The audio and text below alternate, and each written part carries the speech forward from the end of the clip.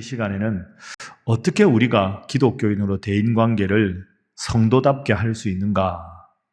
이게 참 어렵지만 이 질문에 대한 대답을 한번 성경을 통해서 찾아보겠습니다. 특별히 오늘 본문에 보면 예수님께서 나다나엘, 우리가 아는 바돌로메라고 하는 예수님의 제자가 나다나엘입니다.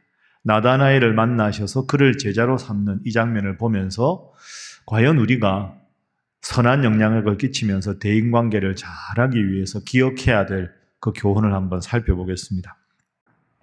자, 먼저 나다나엘이라는 사람이 어떤 사람인가 한번 살펴봅니다.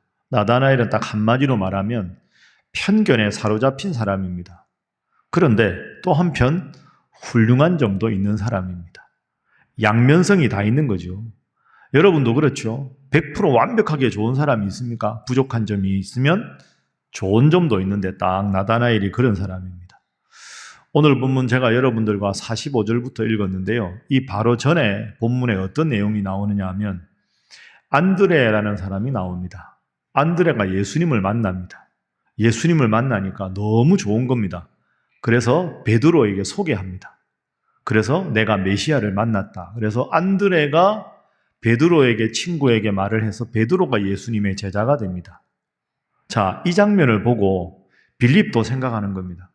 안드레가 친한 베드로를 예수님 제자로 삼았으니 나도 내 친한 친구에게 예수님을 소개해서 함께 제자가 되면 좋겠다. 그럼 나한테 친한 친구가 누군가? 제일 먼저 떠오른 사람이 나다나엘이었습니다. 자, 그래서 빌립이 친구 나다나엘에게 가서 예수님을 만났다. 그리고 예수님을 소개합니다. 자, 45절 말씀 우리 함께 화면 보면서 읽어보겠습니다. 빌립이 나다나엘을 찾아 이르되 모세가 율법에 기록하였고 여러 선지자가 기록한 그 일을 우리가 만났으니 요셉의 아들 나사렛 예수니라. 아멘. 쉽게 말하면 이런 뜻입니다. 나다나엘, 내가 구약 시대부터 그렇게 우리의 조상들이 기대하고 기다렸던 메시아, 구원자를 만났네. 그 구원자가 나사렛 사람 예수라네. 나와 함께 가보지 않겠는가? 아마도 이 말을 했을 때 아주 빌립은 흥분해서 기쁘게 이야, 내가 메시아를 만났다. 이렇게 소개를 했을 겁니다. 그러면 친한 친구가 그렇게 기뻐서 예수님을 소개했으면 우리 같으면 마음을 바로 열었을 것 같은데 나다나엘이 그렇지가 않습니다. 자, 나다나엘의 반응을 보겠습니다. 46절 함께 읽습니다. 시작. 나다나엘이 이르되 나사렛에서 무슨 선한 것이 날 수 있느냐? 빌립이 이르되 와서 보라 하니라. 아멘. 왜 나다나엘이 이렇게 말했을까요? 나사렛에서 무슨 메시아가 나오겠느냐? 나사렛에서 무슨 선한 것이 나오겠느냐? 나사렛이라는 동네를 아주 무시하는 발언 아닙니까? 왜 그랬느냐? 몇 가지 이유가 있습니다. 이 나사렛은 작은 마을인데요. 이스라엘 지도를 보면 갈릴리 지역에 속해 있는 작은 마을입니다. 그런데 갈릴리라고 하는 지역은 이스라엘 지도에서 제일 북쪽입니다. 그 북쪽이라는 말은 국경 근처라는 거죠. 그러면 다른 나라가 침범도 하고 전쟁이 아주 잦았던 곳입니다. 그러면 하나님을 섬기는 유대 땅의 변방에 있으니까 다른 이민족들이 전쟁을 하고 침범을 하다 보면 이민족이 섬기던 우상 숭배의 영향을 고스란히 받게 되는 지역입니다. 그러다 보니까 이스라엘 사람들 생각에는 예루살렘 이러면 종교적으로 순수하게 하나님을 믿는 도시, 갈릴리, 나사렛 이러면 그건 변방에서 이방 사람들 왔다 갔다 하면서 종교적으로 신앙이 좀 흐릿하고 흐려진 그런 동네 아니야? 이렇게 종교적으로 순수하지 못한 지역이다 하는 선입관을 가지고 있었습니다. 두 번째 나쁜 선입관은 방금 제가 말씀드린 대로 이방민족하고 전쟁이 잦아지면 그 갈릴리에 있는 남자들이 주로 전쟁터에 나가겠지요. 그러면 이길 때도 있겠지만 질 때도 있을 거 아닙니까? 그러면 만약에 지게 되면 갈릴리 쪽으로 이방민족들이 들어오면 우리가 흔히 보는 대로 여성들의 몸과 마음을 마구 유린합니다. 그러다 보니까 혈통적으로 순수하지 않은 지역이 갈릴리 지역이다. 이런 생각을 갖고 있는 겁니다. 그리고 우리가 이기기도 하고 이방민족이 이기기도 하고 이러다 보면 어떨 때는 우리가 이기고 어떨 때는 저쪽 편이 이기다 보면 갈릴리 사람들은 아무래도 딱 한결같은 지조 있게 살아가기보다는 시류에 편승해서 이민족의 편에 들기도 하고 유대민족 편에 들기도 하고 유대인이지만 그렇게 좀 기회주의자들이 많다. 이런 아주 고약한 선입관을 가지고 있었습니다. 그리고 마지막 세 번째는 갈릴리에서도 아주 작은 마을이 나사렛이었습니다. 우리도 그렇죠. 흔히 그 말은 나면 제주도로 보내고 사람은 남은 서울로 보내야 된다. 이런 식으로 큰 도시 이런 거에 대해서 사람들이 좀 나름대로의 선입관이 있듯이 그 말은 뒤집어 말하면 저 시골 출신 이러면 에이 그 시골에서 이런 말 하듯이 야, 저 갈릴리의 그 작은 마을 나사렛 거기서 무슨 큰 인물이 나오겠어. 에이 그럴 리가 없어. 이런 아주 잘못된 선입관을 가지고 있었습니다. 이런 잘못된 편견을 딱 갖고 있는데 빌립이 와서 메시아가 왔다. 나사렛 사람이다 이러니까 야 무슨 나사렛에서 메시아가 나냐. 에이 그럴 리가 없어. 이렇게 말한 겁니다. 아주 잘못된 편견과 선입관에 사로잡힌 사람이 나다나엘입니다.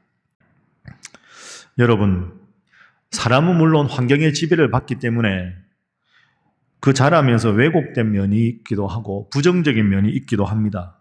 자꾸 부정적인 환경에 있다 보면 편견도 생기고 자격지심도 생기고 열등감도 생깁니다. 그러나 그것이 그 사람의 인생에 얼마나 큰 손해가 되는지 모릅니다. 뭔가 환경이나 사람을 있는 모습 그대로 봐야 되는데 다 열등감에 자격지심에 잘못된 편견에 사로잡혀서 환경을 판단하고 다른 사람을 쉽게 재단하는 것은 그 사람의 인생에 결코 도움이 되지 않습니다. 과연 나는 나다나엘 같은 편견이 없는가? 한 번쯤은 우리 스스로도 생각을 해보아야 합니다. 여러분은 어떻습니까? 여러분은 뭔가 잘못된 편견에 딱 사로잡혀서 어떤 사람을 재단하고 환경을 평가하고 내 생각만 옳은 것이다라고 생각한다면 나다나엘의 모습과 무엇이 다르겠습니까? 그런데 여러분, 제가 지금까지 나다나엘에 대해서 부정적인 말씀을 드렸는데요. 이런 면만 있는 게 아닙니다. 그런데 나다나엘이 훌륭한 점은 이런 부적절한 면이 있지만 장점도 있습니다. 지금부터 장점을 한번 살펴보겠습니다.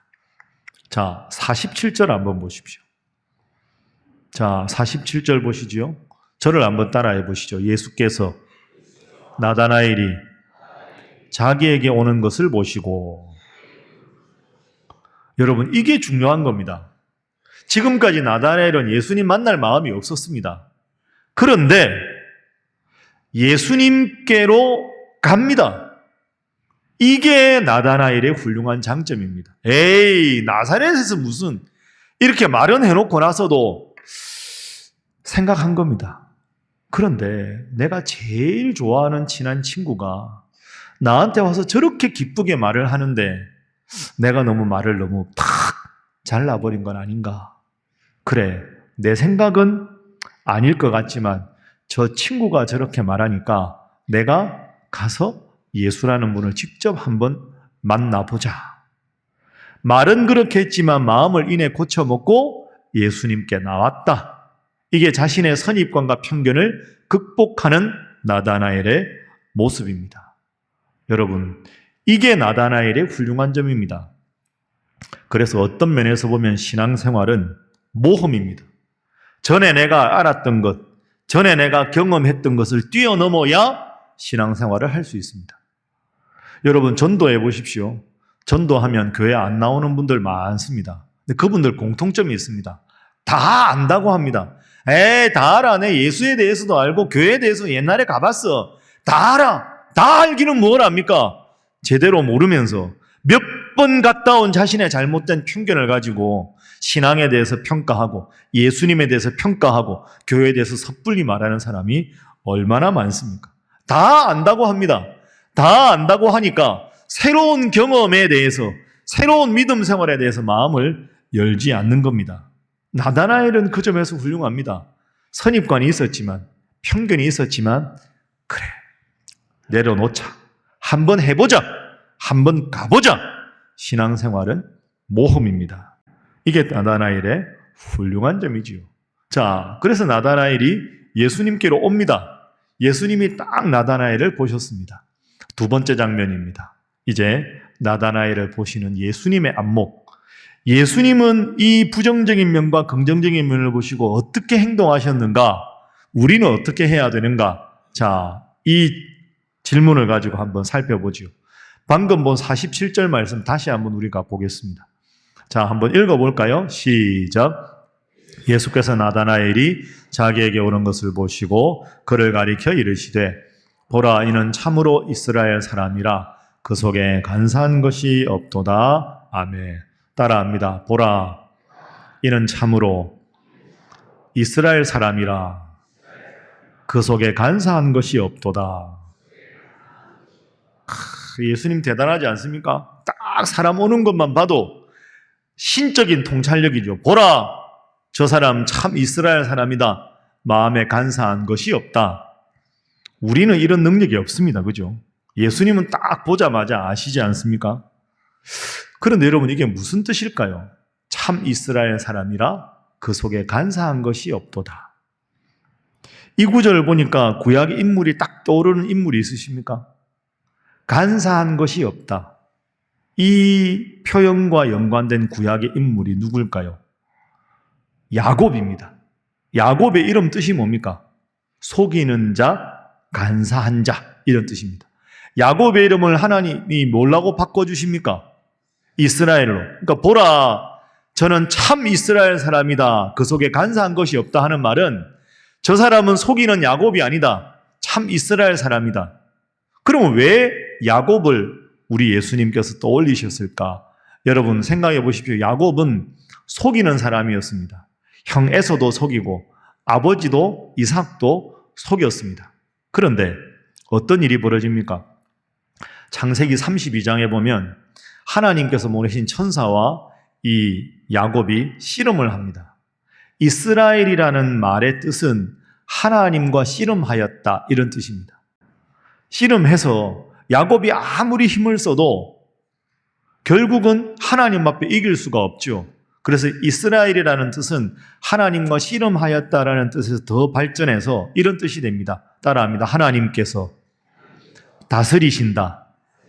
하나님하고 막 씨름을 밤새 했는데 하나님이 나를 지켜주셔야 내 삶이 잘 되는구나. 그래서 이스라엘은 하나님과 씨름하였다라는 뜻에서 하나님께서 다스리신다라는 뜻으로 전용이 돼서 바뀌게 됩니다. 자, 그러면 너는 참 이스라엘 사람이다라는 예수님의 말씀의 뜻은 너는 하나님의 다스리심을 기다리고 있구나. 하나님의 다스림 안에 살기를 바라는구나. 너 나다나엘, 너는 속이는 자가 아니라 하나님의 다스리심을 받고자 하는 자구나. 내가 너의 마음을 보고 안다. 이렇게 말씀하셨습니다. 그 연결되는 구절까지 봐야 이해가 되는데요. 이어지는 48절 보겠습니다. 함께 읽습니다. 시작. 나다나엘이 이르되 어떻게 나를 아시나이까? 예수께서 대답하여 이르시되 빌립이 너를 부르기 전에 내가 무화과 나무 아래에 있을 때 보았노라. 아멘. 어떻게 나를 아십니까? 보자마자 너는 참 이스라엘 사람이다. 마음이 간사함이 없다. 어떻게 아십니까? 예수님께서 말씀하십니다. 내가 너를 무화과 나무 아래에 있을 때 보았다. 여러분, 이스라엘은 사막입니다. 그죠? 더운 데 아닙니까? 그늘이 없습니다. 그런데 무화과 나무가 잎이 아주 짙고 큽니다. 그러니까 경건한 유대인들은 무화과 나무 이파리가 워낙 크니까 그 밑에 그늘에서 주로 하나님의 말씀을 읽고 기도하는 습관을 가졌습니다. 그러니까 예수님께서 나다나엘에게 내가 무화과 나무 아래에 있을 때 보았다, 이 말은 나다나엘, 너는 하나님의 다스리심을 받고 싶어 하는 자 아니냐? 무화과 나무 아래에서 오전 9시, 그 다음에 정오, 오후 3시에 항상 하나님 말씀을 읽고 기도하는 모습을 내가 보았다. 이렇게 말씀을 하신 겁니다. 이런 면에서 나다나엘이 하나님 앞에서 기도하는 사람인 걸 본 겁니다. 여러분, 이게 감동적이지 않습니까? 내가 나다나엘, 무화과 나무 아래 기도하는 것을 보았다. 이렇게 말씀해 주시니까 얼마나 감사합니까? 여러분, 만약에 예수님이 이러셨으면 어떻게 될까요? 내가 너 나쁜 짓 할 때 봤다. 너 포장마차에서 술 먹는 거 내가 봤다. 이러면 나다나엘이 진짜 부끄러웠을 텐데, 하루에 3번 다 시간을 정해서 기도하는 너를 보았다. 그래서 너는 참으로 훌륭한 사람이다. 이렇게 칭찬하셨습니다. 자, 그러면 오늘 우리 삶에 한번 3번째로 적용을 해보겠습니다. 대인관계 잘 하는 방법입니다. 한번 따라해 보시죠. 장점을 먼저 살피시고 마음을 얻으신 예수님. 이걸 꼭 여러분 앞으로 사람들과 관계할 때 기억. 예수님은 장점을 귀하게 보셨습니다. 이게 좋은 통찰이지요. 여러분, 제가 지금까지 쭉 설명드렸는데 처음에 나다나엘이 빌립의 제안에 대해서 퉁명스럽게 대답했지요. 나사렛에서 무슨 구원자가 나냐? 에이, 그거 말도 아니야. 이렇게 됐을 때 예수님께서 딱 그 장면 생각하고, 야, 너 나다나엘, 너는 안 돼. 너 마음이 비뚤어졌어.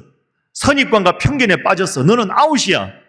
이렇게 했으면 나다나엘은 예수님의 제자가 되지 못했을 겁니다. 편견에 사로잡힌 나다나엘의 모습을 본 게 아니라 예수님이 보신 것은 자기 생각이 있는데 친구가 권하니까 예수님께 그래도 나온 나다나엘, 그리고 평소에 늘 하루에 3번씩 하나님 앞에 말씀 읽고 기도하는 나다나엘, 이 좋은 점을 보시고 너 참 훌륭하다, 마음에 간사한 것이 없구나 하고 장점을 보시고 그의 장점을 두둔하시고 그를 품어주신 예수님의 모습을 볼 수가 있습니다. 부족한 점이 다 있습니다. 훌륭한 점도 다 있습니다. 그러나 예수님은 부정적인 면 먼저 딱 보시고 너 이렇네, 너 안 돼, 아웃. 여러분, 우리도 이런 경우 있지 않습니까? 주변에 보면 이런 사람 꼭 있습니다. 난 있잖아, 한 번 아니면 아니야, 아웃, 아니야, 끝. 나는 한 번 아니면 아니야, 뒤끝이 없어. 여러분, 이게 과연 잘하는 것일까요? 한 번 아니면 아니야. 그렇게 생각하면 한 번 아닌 사람이 있습니까? 전부 부족한 사람 아닙니까? 내 마음에 딱 기준을 놓고 한 번 아니면 안 보겠다. 그거 상당히 교만한 겁니다. 생각해보면 만약에 예수님이 난 있잖아, 한 번 아니면 아닌 사람이야, 이렇게 만약에 말씀하시면 저나 여러분 중에 오늘 예배당에 나올 사람이 누가 있겠습니까? 부족하지만 좋은 점을 보시고 장점을 칭찬해서 부족한 점을 보완하게 만들어주신 분이 예수님입니다. 여러분, 이것을 잊지 마십시오. 주님께서는 사람을 보실 때 항상 좋은 점을 먼저 보십니다. 이것이 예수님의 안목입니다. 사랑하게 되면 좋은 점이 보이고 좋은 점을 자꾸 강조하면 부족했던 관계도 소원했던 관계도 회복이 되는 겁니다. 그래서 나다나엘이 예수님의 훌륭한 제자가 되는 거죠.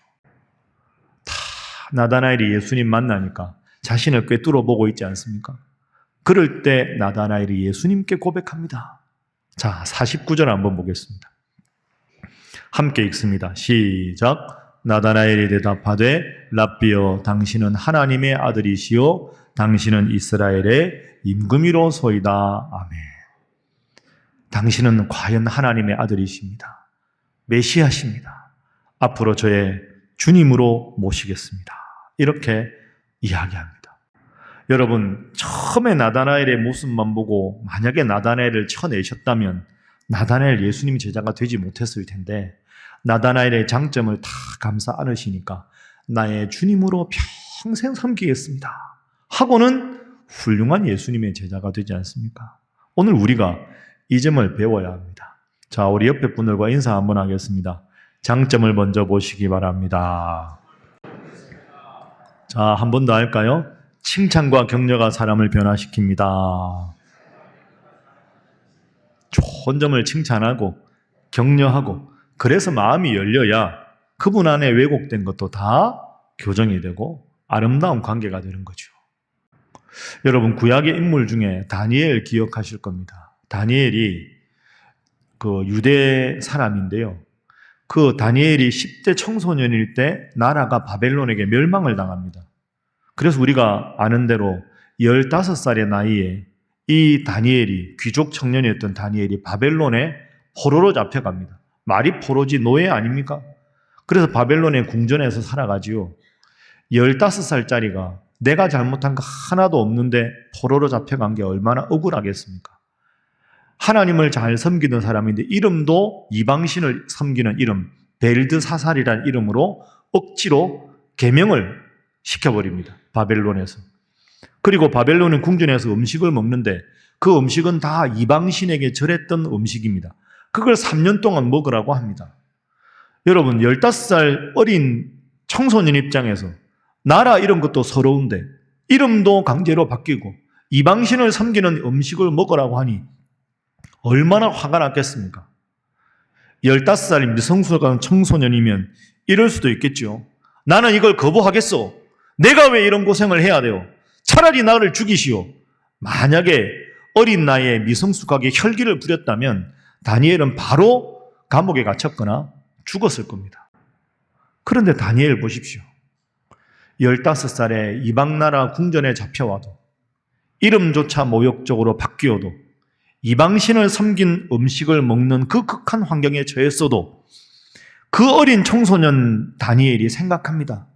왜 하나님이 나를 이 환경에 보내셨을까? 이 환경에서 내가 어떤 생각을 품고 어떻게 행동하기를 하나님이 원하실까를 생각합니다. 그냥 미성숙한 마음으로는 마음 내키는 대로 하는 게 훨씬 신앙적인 것 같은데 왜 이런 어려운 상황에 나를 두셨을까? 끊임없이 어린 다니엘이 그것을 기도합니다. 우리가 다 알지 않습니까? 하나님이 늘 다니엘과 함께 하십니다. 지혜도 주시고 능력도 주십니다. 바벨론 왕이 하나님을 경외하겠다고 입에서 말할 정도로 다니엘은 믿음에 선한 영향력을 끼칩니다. 바벨론이 멸망하고 메대 왕조가 들어서고 바사 왕조가 들어서도 그렇게 왕국이 바뀌어도 다니엘은 67년 동안, 무려 67년 동안 최고 높은 자리에서 하나님을 잘 섬기는 사람으로 역사의 길이 빛나는 별이 됩니다. 여러분, 다니엘이 욱하는 심정에 먼저 자기가 행동부터 했더라면 하나님의 역사가 잊지 못했을 겁니다. 극한 상황에 처해도 어처구니 없는 사람을 만나도 너무나도 힘들고 이해하기 어려운 상황에 처하더라도 하나님이 나에게 이 상황에서 무엇을 원하시는가? 왜 이 상황에 나를 놓아두셨는가? 왜 저 믿지 않는 사람과 내가 관계하게 하셨는가? 깊이 생각하고 내 판단을 내려놓고 하나님의 뜻을 구했을 때 하나님은 다니엘을 통해서 믿음의 선한 영향력을 끼치게 하셨습니다. 말씀을 정리하겠습니다. 사랑하는 우리 신일의 성도 여러분, 우리는 수많은 사람들과 그리고 숱한 어려운 환경에 처할 수밖에 없습니다. 여러분의 짧은 판단으로 잘못된 선입관으로 이리저리 지레짐작으로 재단하지 마시고 내가 생각하기 어려운 환경에 처해도 내가 이해하기 어려운 분들과 함께 교제해도 하나님이 원하시는 것은 무엇인가? 주님은 내가 이 상황에서 어떤 안목으로 받아들이고 행동하기를 원하시는가? 늘 기도해서 우직하게 참고 하나님의 뜻을 구해서 결국에 모든 것이 합력해서 선을 이루게 하시는 귀한 하나님의 역사를 보는 우리 신일의 모든 성도들 되시기를 주님 이름으로 부탁합니다.